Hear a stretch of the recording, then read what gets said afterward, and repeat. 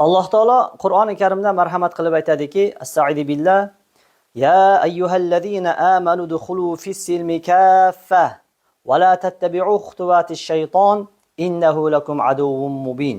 Sadaqallohul azim. Ya'ni, ey iymon keltirganlar, silmga to'liqligicha kiring va shaytonning izidan ergashmang. Albatta bilingki, u sizlarga ochiqdan ochiq dushmandir deydi. Ushbu oyati karima to'g'risida mufassir olimlarimizni fikrlariga qaraydigan bo'lsak, Alloh subhanahu va taolo silmga kiringlar, ya'ni islomga to'liqligicha kiringlar deyapti. Ya'ni islomga to'liqligicha kirishlik, islom shariati chaqirgan barcha buyruqlarni bajarishlik, Alloh subhanahu va taolo qaytargan qaytariqlaridan qaytmoqlikdir.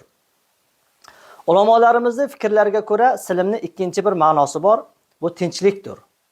Ya'ni bundan shunday ma'no chiqadiki, ey iymon keltirganlar, tinchlik ishiga to'liqligicha kiring degan ma'no kiradi.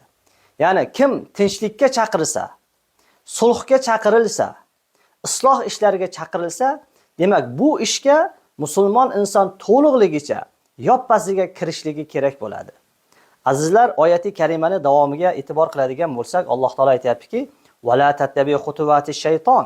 Shaytonning izidan ergashmanglar deyapti. Ya'ni bundan shunday ma'no chiqar ekanki, tinchlikka emas, aksincha urushga chaqiriladigan bo'lsa, fitnaga chaqiriladigan bo'lsa, tinchlik emas, uni aksi bo'lgan ishlarga chaqiriladigan bo'lsa, demak bu ish shaytonning izidan ergashgan bo'lar ekan.